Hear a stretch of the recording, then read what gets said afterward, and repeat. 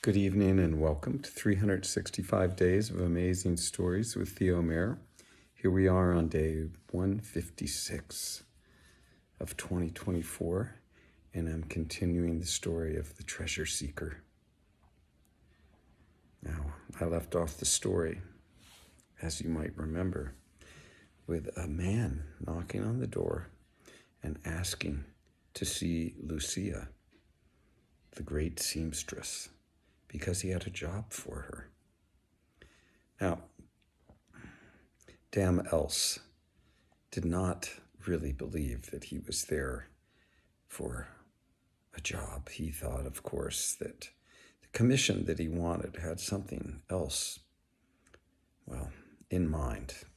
But she knew that she was going to be right there watching over the meeting between her daughter and this man. And so she bid him welcome and called for Lucia. Lucia came, and as she came through the doorway into the entrance of their small house, she stopped short and cast her eyes down to the ground.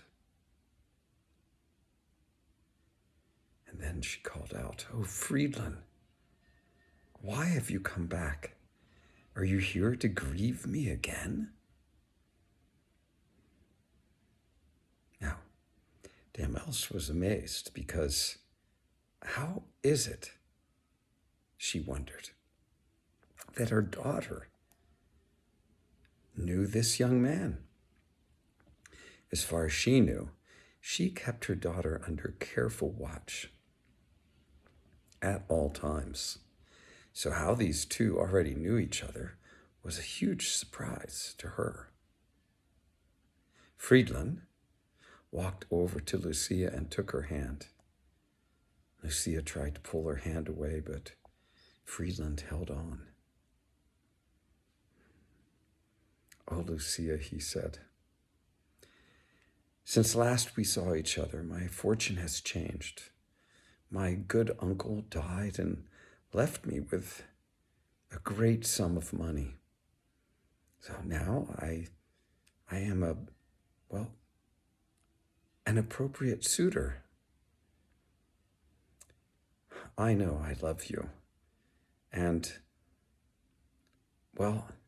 if you can love me in return, then let us be married." Lucia, her beautiful blue eyes, she raised to meet the gaze of Friedland.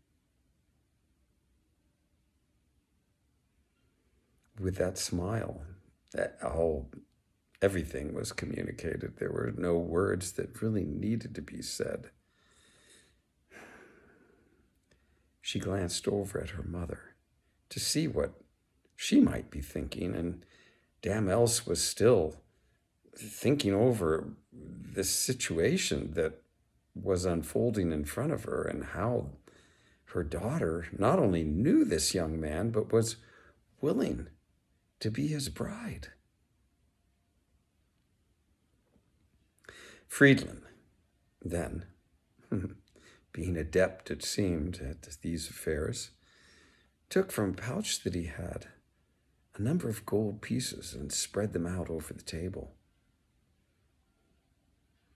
Dame Else was amazed, and he said, "Perhaps this will make it clear of what my intentions are." And then he took more gold out and filled Lucia's apron with it.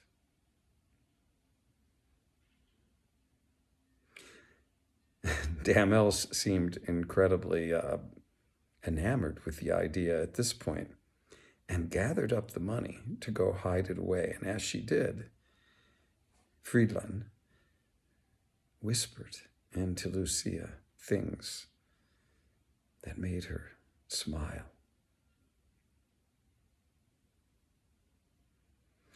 Well, it seemed in a short amount of time the matter was settled.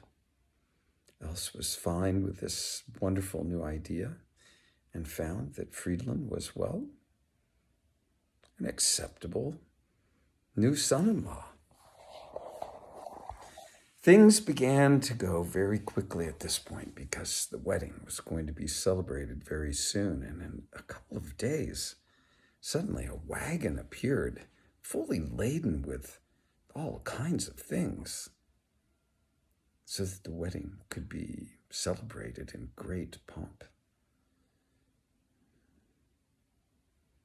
Else did not know where to begin with unloading the cart and readying everything. She knew not what to do.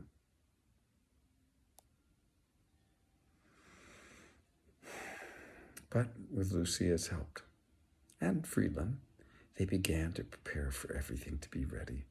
A day was chosen. All the neighbors were invited to come to the church and be there present as witnesses to this wedding.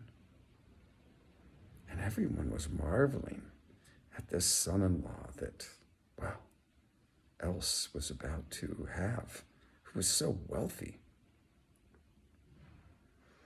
The day before the wedding arrived, and the last little bit of details were being, well, tended to for Lucia's wedding gown and her garland, and